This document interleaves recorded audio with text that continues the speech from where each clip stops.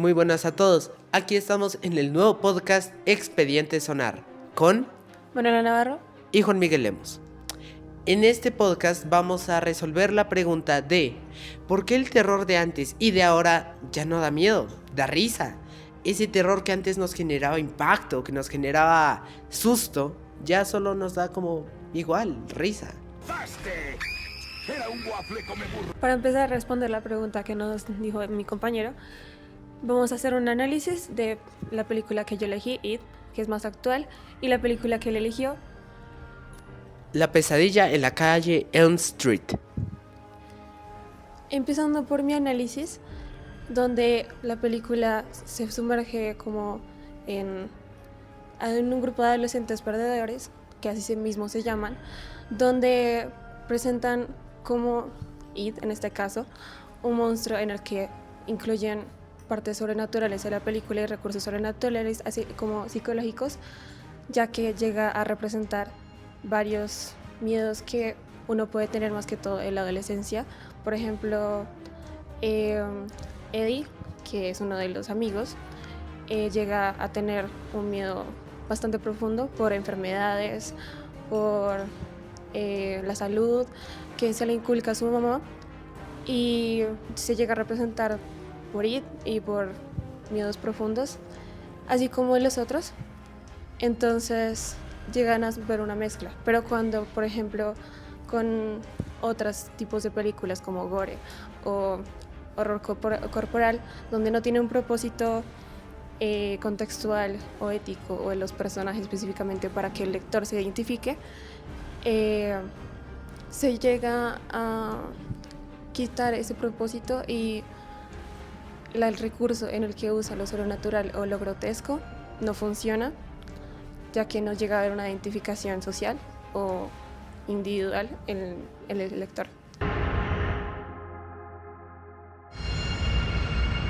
La película que yo vi fue Terror en la calle Elm Street, una película de alrededor de los años 80 que trataba algo un poco particular, algo muy diferente al cine de terror que había en la época.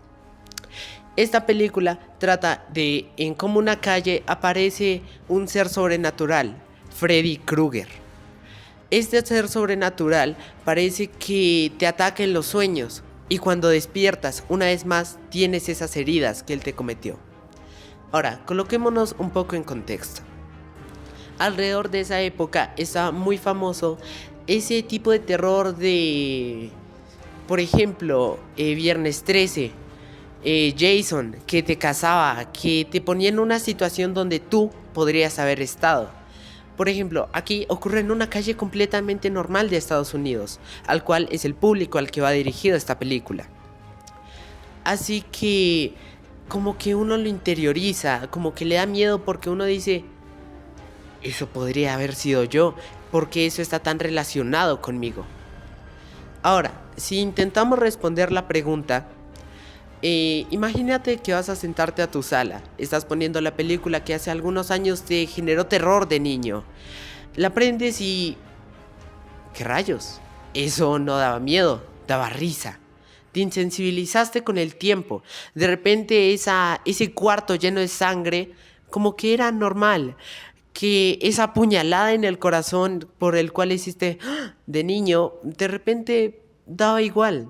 ¿Por qué está pasando esto? ¿Por qué ese terror que antes nos generaba tanto miedo, que, por así decirlo, nos insensibilizamos con el tiempo?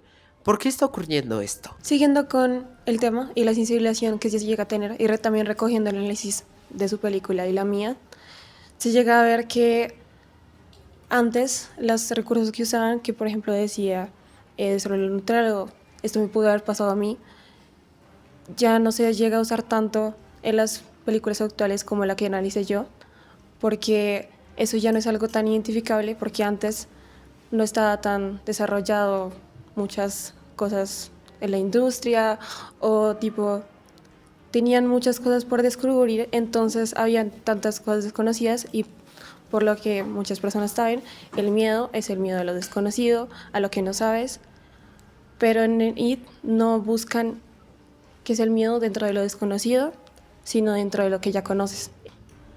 La conclusión que podríamos llegar a tener a partir de estos dos análisis es que los factores que más funcionan para que el miedo y el género del terror ya no deje de dar risa es que usen los recursos cotidianos, identificables y contextuales de la película, y más que todo no solo centralizarse en el problemas del primer mundo, sino también de otros espacios. From Wes Craven, director of The Hills Have Eyes and Last House on the Left, a new masterpiece in fantasy terror, Nightmare on Elm Street. Pues primero que todo me gustaría saber qué otras películas recomendarían para explorar más el mundo del horror. Para responder tu pregunta, hay que analizar qué tipo de terror quieres ver. ¿Quieres analizar el terror antiguo o el nuevo? ¿Quieres ver su historia o cómo ha ido evolucionando con el tiempo? Respondiendo las dos, yo te recomiendo que veas el inicio de todo, Viernes 13. Ahí fue como el primer hit de la historia en ese terror tan personal. Si quieres ver algo actual, hay muchos, no te podría recomendar algo en específico, pero yo sugeriría algo de terror psicológico. Uno de los del terror psicológico, como dijo, el actuales, podría ser Mother, que es como más identificable, más actual, como de 2017, al igual que It. Y si quieres ver como él dijo, como películas icónicas, que también son psicológicas, pero no son tan actuales, como El Resplandor, que es más conocida, que usa más que todo no la narrativa, sino la imagen para dar terror, y juega mucho con la luz, más que todo la fotografía, lo que se lleva en el cine, en vez de algo más constante en la historia. Yo quería preguntarle si las películas con violencia, con balas, violencia corporal, ¿se siguen considerando terror o simplemente son un tema de violencia? Para responder tu pregunta también hay que analizar otros temas. ¿Qué elementos del terror hacen que sea considerado terror? Si le preguntáramos a un analítico, investigáramos, diríamos que el género al que tú te refieres, el gore, sí, es terror, efectivamente, porque nos genera algo, nos genera como... No necesariamente el miedo que nos genera el terror psicológico, pero sí nos genera esa sensación de inquietud, de asco, de... Nos genera una sensación muy particular. Aunque sí estoy de acuerdo con la idea que tiene de que aún no sigue generando asco o ansiedad o inquietud, es un género en el que no tiene mucho impacto social, ya que, como habíamos dicho en el podcast, no tiene un propósito más allá. Por ejemplo, una de las películas que yo conozco que son así es El Cien Pies Humano, y no tiene ningún sentido narrativo, entonces no lo recomendaría mucho. ¿Qué película de las actuales ustedes creerían que sigue dando la misma sensación de miedo, igual que las viejas, como Viernes 13 o Pesadilla en la calle? Dando una respuesta similar a la que ya había dado antes. Ese terror ha ido evolucionando, pero si quieres buscar una sensación igual o parecida, te recomendaría el cine psicológico. Una de mis recomendaciones sería el cine psicológico, pero religioso.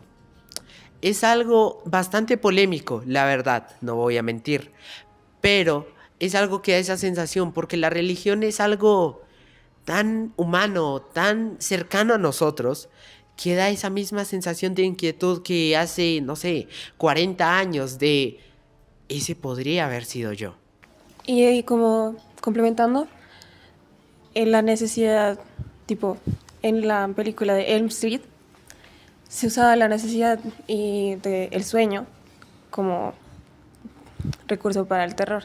En cambio, en el terror donde se mete la religión, pues también es una necesidad, no en el sentido como biológico, sino en el sentido en el que tú de verdad necesitas creer en algo. y en eso es lo que lo explotan, así como la película que analizó él. En conclusión, la razón por la que el terror en la calle Elm Street dio tanto miedo fue porque era, primero, identificable, segundo, exploraba algo real, una necesidad, el sueño, y tercero, porque en esa época el contexto cultural era muy diferente. Hoy en día estamos muy insensibilizados por medios, videojuegos, libros, podcasts. Así que es normal que el terror también haya tenido que evolucionar con el paso del tiempo. Si uno va al cine de terror hoy en día, honestamente no va a dar tanto miedo como lo hacía antes. Pero eso es más por algo cultural que por algo que el cine bajó de calidad, aunque también va a ser cierto. La conclusión que damos es que ha sido un cambio cultural con el tiempo. La evolución entre películas ha sido constante y diferente. Eso no significa que haya empeorado, no, solo evolucionó. Y aquí vamos terminando nuestro podcast Expediente Sonar. Espero que les haya gustado. Yo soy Manuela Navarro. Y yo soy Juan Miguel Lemos. Hasta la próxima.